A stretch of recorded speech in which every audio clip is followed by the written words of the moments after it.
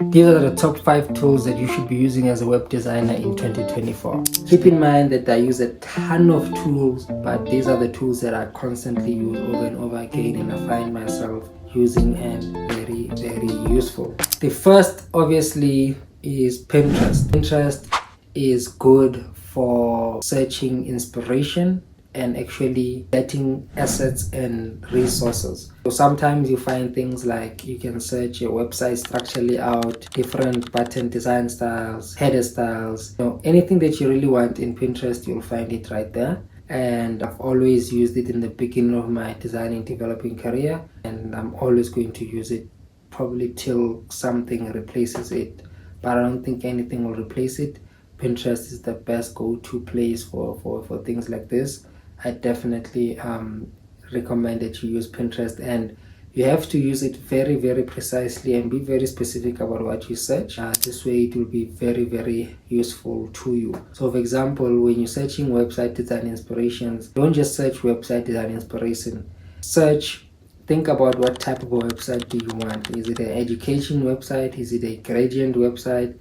Is it a website that has multiple header sections or imagery? In that case, you're going to have to search portfolio website design structure, and it will give you, something along those lines. Be very specific, play around with search terms until you find what you want, and it will give you what you need.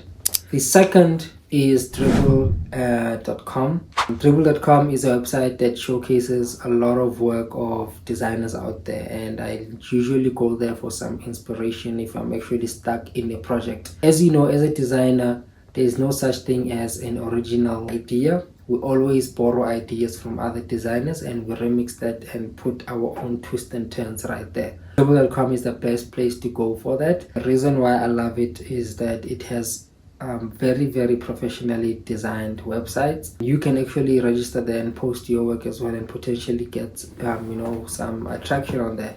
So I definitely recommend it. I also use it mostly when I'm stuck on a project and I really don't know how to approach it, because sometimes you have projects where you know that you can do this, but you're actually going to need a boost to actually start and find out how do other people approach this and what's actually trending, because some industries are always changing styles. So you need to be able to adapt to the modern style of designing websites. Dribble.com is the best way to go about it. The third tool that I use the most is also similar to Dribble, but is Behance.com. Behance actually has a ton of crazy assets and inspiration that you can get from there. I don't use this only for web design inspiration, but I also use it for graphic design styles. So certain elements of my website or sections I want to design, I would get them on Behance.com because it showcases a lot of different varieties, and sometimes you can actually shop there for certain elements and you can use them and apply them onto your website, whether it's CSS coding or whatever it has to be. You can find it on Behance. Definitely recommend it, check it out. And it's not only limited to web designers but also brand designers out there. The fourth tool that I use as a website designer is Freepik.com. Now Freepik, you might know it, but most people do not know it. But Freepik is basically a platform that showcases a lot of stock images which are original. There's a lot of features which I love about it, which is the latest feature which is an AI generate image feature. So you basically tell the AI what type of image you want and it can actually create this. Now Freepik is not free. It costs a few rands per month, but it's definitely worth it because number one, everything that you get there is licensed, and number two, you get stuff that not other people can get, as opposed to websites like unsplash.com or pexels.com.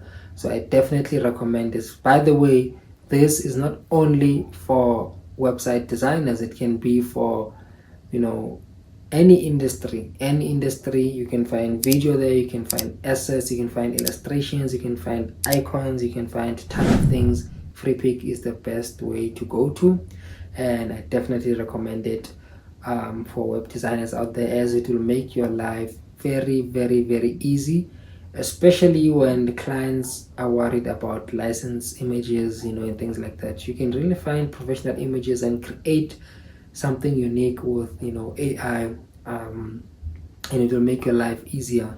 But obviously, if clients want something more original, then you can get inspiration from Freepik and design something from scratch, or take something from there and you can manipulate it here and there, and then come up with something of your own. The fifth resource that I recommend for web designers are actually 3 or 4, but I'm gonna put it as one because it's actually Adobe products: Adobe Illustrator, Adobe Photoshop, Adobe XD, and basically that's it, I think. Yeah, basically it's those 3.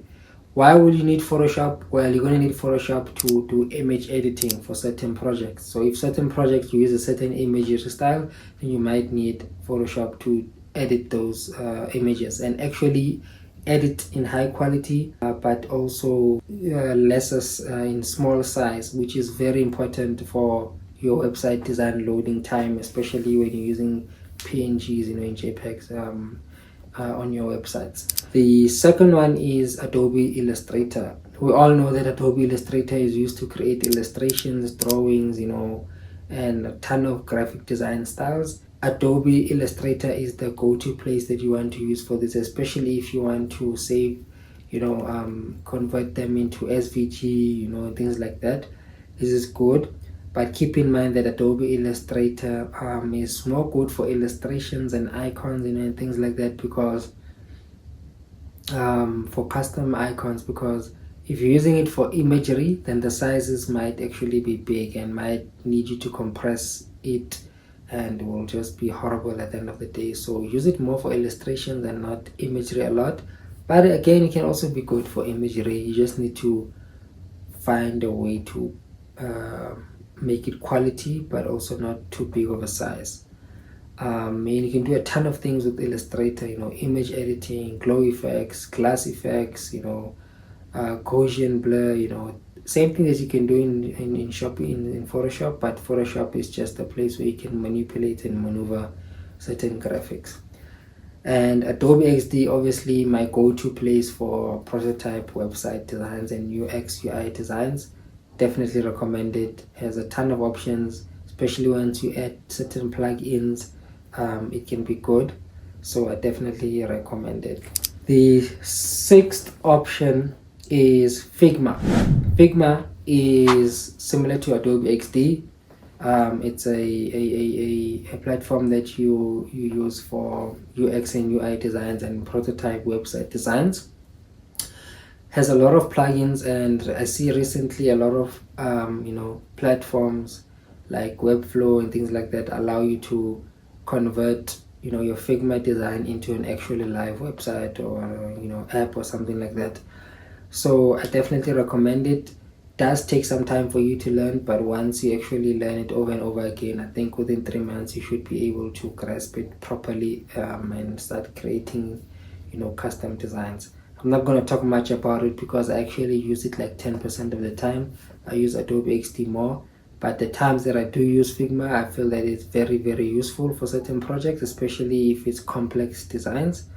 But again, choose what works for you, expand on that, and get good at it, right? The last option, the last and 7th tool that I use the most is the Color Picker Google extension. Believe it or not, this is one of the rarest things, but every time I want to catch a color coding or color code or specific color from a website or from Pinterest or from any website, this color pick tool comes in handy. So I definitely recommend that you add it to your Google extensions. There's a lot of them that you can use, but the one that I use is this one right here. Don't know the name, but I'm just going to put the name right here. I just know the icon. Definitely recommend it. This is going to save your life. You can get the exact color of what you're using. the color code, the RGB color, and this will make life easier. And again, you don't have to use this only for web design, but you can use this as a generally as a graphic designer, brand designer, business owner, whatever it is that you want to use it for.